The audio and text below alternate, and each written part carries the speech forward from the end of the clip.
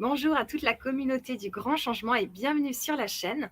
Ce soir, j'ai la joie d'accueillir Églantine Éloi Herbin. Bonsoir Églantine, Bonsoir Annelise, comment vas-tu? ça va bien? Super. Donc Églantine, tu vas nous parler de tes 3 ateliers parce que tu as fait une vibra-conférence sur la mission de vie. Donc Tout à fait. aujourd'hui, on va faire l'atelier 2, c'est sur les Oui. colères cachées. Je te propose de te présenter, Églantine, pour les personnes qui ne te connaissent pas encore, nous raconter un petit peu ce que tu fais de ta vie, quelles sont les personnes que tu accompagnes et tout et tout. Alors, c'est Bonjour parti. à tous, moi c'est Églantine, je suis sophrologue intuitive. Je travaille en cabinet sur la région mâconnaise et j'accompagne toutes les personnes qui souhaitent aller sur un chemin de sérénité et de paix intérieure. J'aide à harmoniser le corps et l'esprit en travaillant autour de toutes les problématiques liées aux émotions qui peuvent être bloqués ou perturbés et les déséquilibres intérieurs qui viennent freiner l'accomplissement et la réussite de chacun. Voilà. Merci beaucoup. Alors, je veux bien savoir dans le chat si vous nous entendez bien, si vous nous voyez bien, si tout est bon pour vous. Ici, on a un peu chaud. Je ne sais pas si toi, tu as chaud, mais moi, je suis dans un sauna quasiment. Ça va, toi, Églantine? Moi, ça va. Non, franchement, aujourd'hui, on a une journée ensoleillée à 25 degrés. C'était vraiment appréciable. Ok, super. Alors, on va aborder vraiment le thème à fond, les colères cachées, l'atelier 2. Qu'est-ce qu'on va vivre ce soir, l'atelier 2, libération des colères cachées? Qu'est-ce que c'est? En fait, je propose de pouvoir exprimer la colère en toute bienveillance et en toute douceur dans un cadre sécuritaire. L'idée, ça va être de pouvoir visualiser un, un endroit dans lequel on se sent particulièrement bien pour pouvoir déjà Oui. s'installer dans un cadre de sécurité. Et puis, et de faire visualiser également un puits qui est relié au centre de la Terre, qui est en charge de recycler tous les mots toxiques, toutes les agressivités, tout ce qui est plutôt chacal dans la communication non violente, Mhm. tout ce qui est interdit, tout ce qu'on ne s'autorise pas à dire, à faire.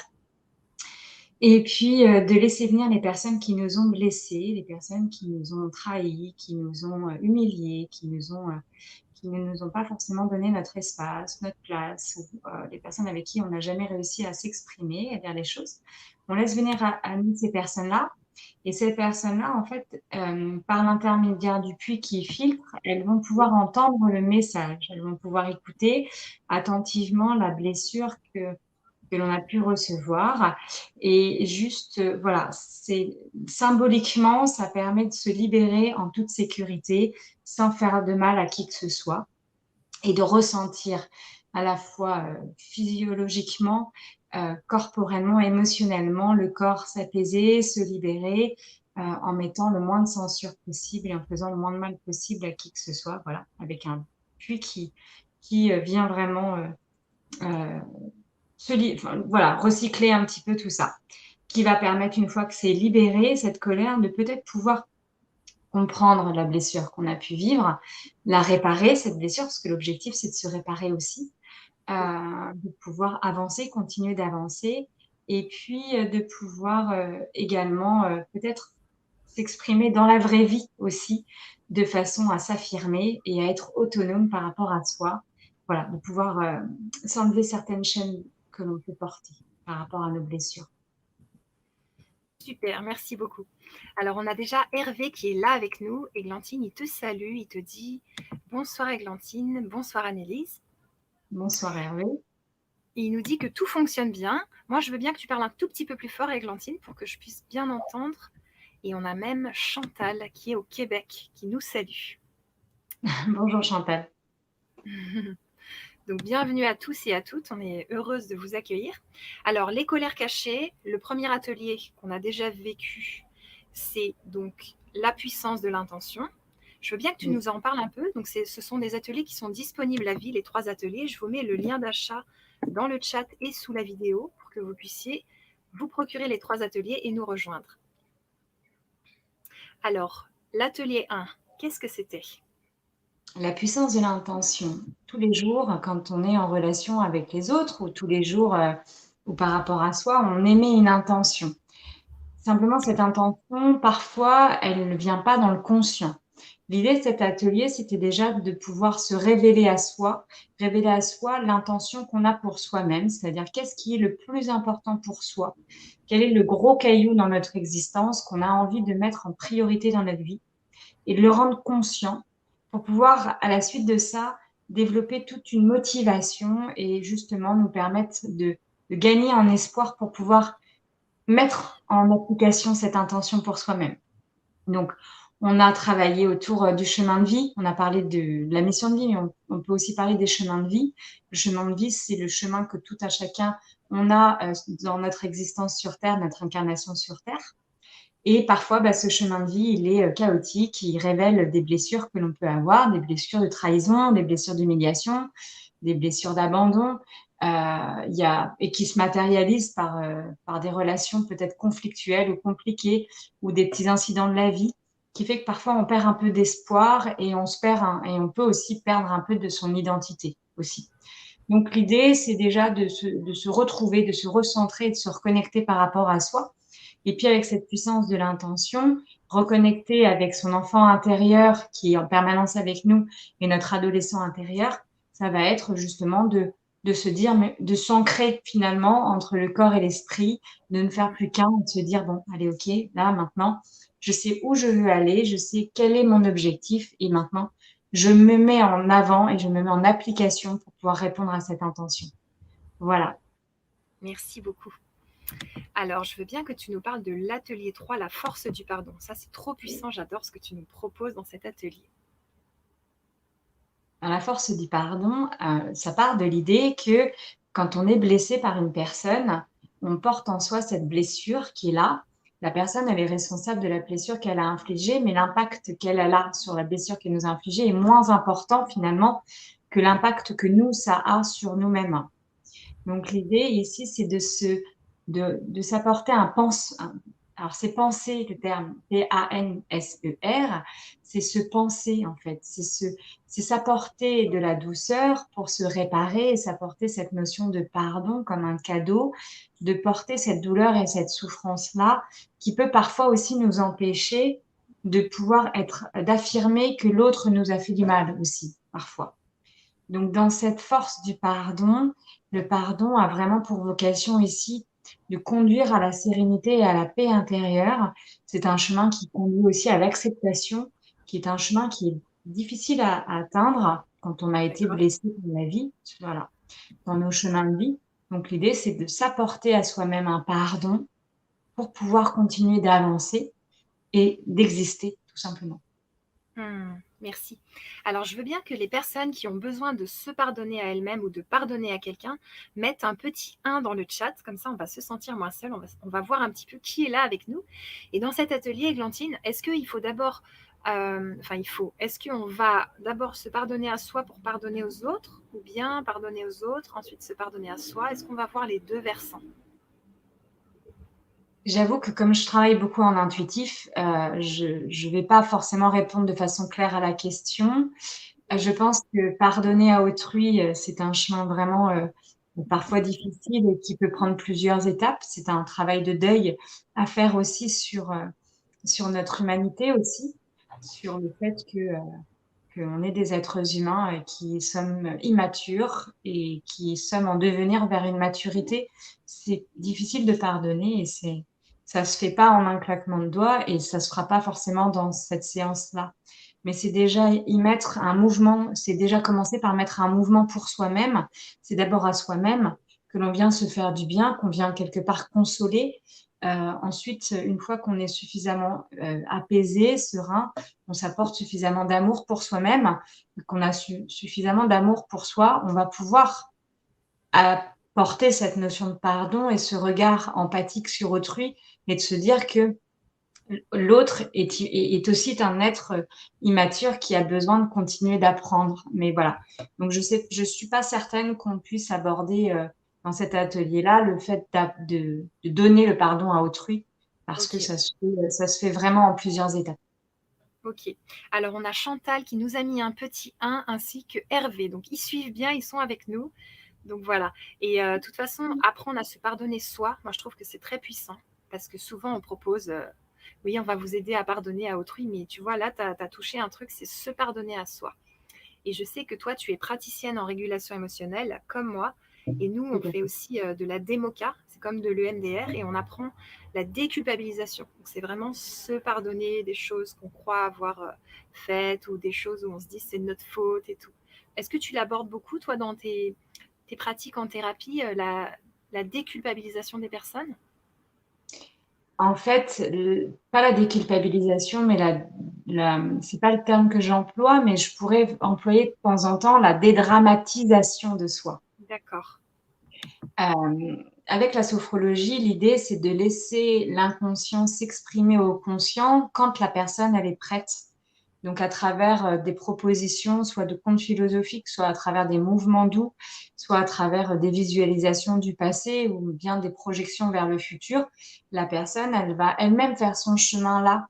Et elle va pouvoir peut-être aussi à ce moment-là prendre conscience de la place de la culpabilité dans son existence et peut-être prendre conscience de l'utilité dans sa vie ou de l'inutilité si elle ne souhaite plus le garder.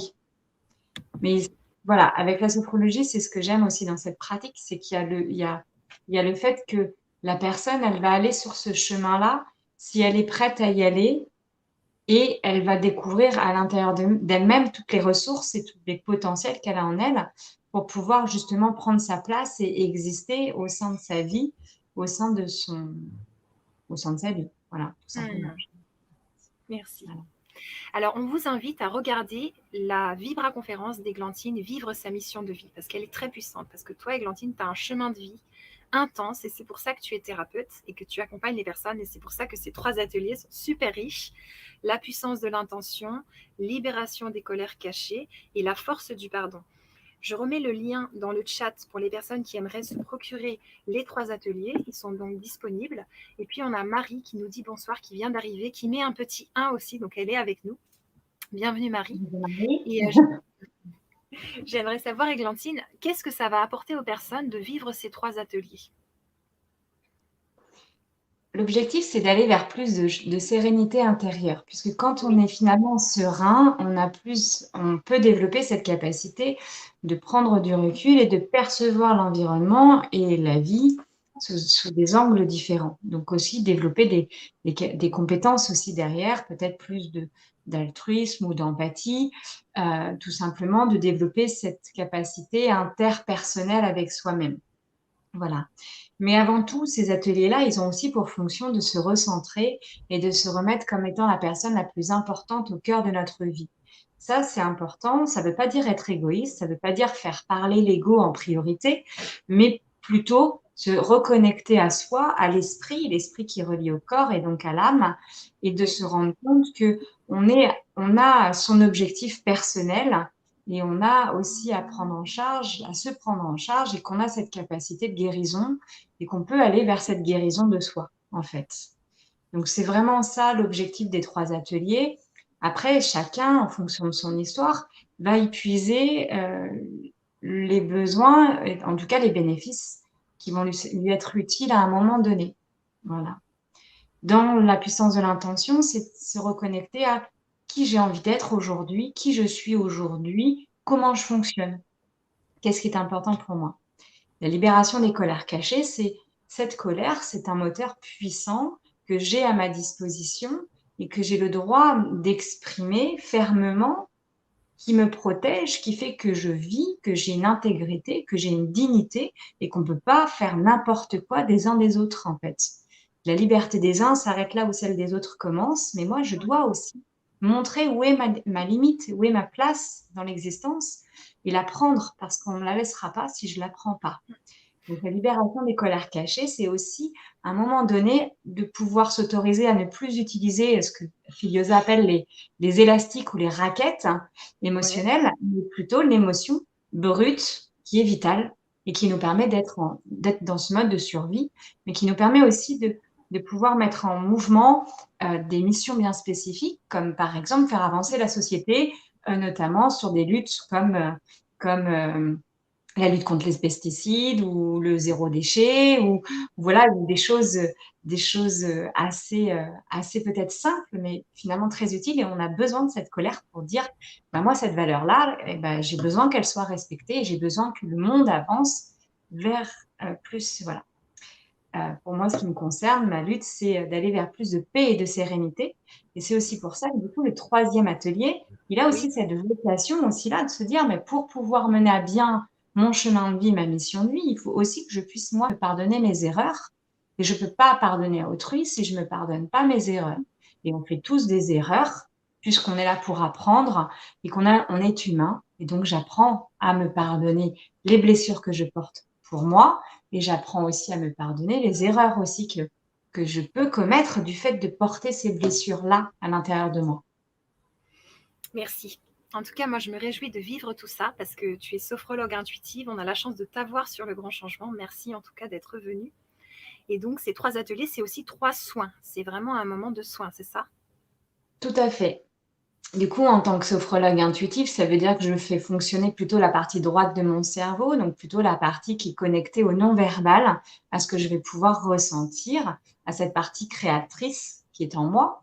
Mais du coup, pas que en fait. Il y a aussi, le côté un peu, spirituel qui Mmh. m'accompagne à travers une foi puissante que j'ai à l'intérieur de moi, que j'ai pu développer du fait, de mes expériences, dans mon chemin de vie personnel et qui vont être présents et qui vont nous accompagner. Voilà, donc à travers, avant chaque soin, je fais des méditations où je confie chaque personne qui veut faire ce soin à la Vierge Marie, qui est une mère protectrice, qui apporte douceur et bienveillance et qui permet d'apporter la sécurité que certaines personnes n'ont pas reçue dans leur vie. L'archange Michael aussi qui lui est un grand protecteur des esprits négatifs et qui est là pour apporter des boucliers puissants. Et l'archange Raphaël qu'aujourd'hui j'ai appelé notamment pour pouvoir, faire un soin autour de toutes les structures biologiques de la personne puisque l'esprit étant connecté au corps, le corps souffre aussi et peut, souffrir, physiologiquement donc voilà.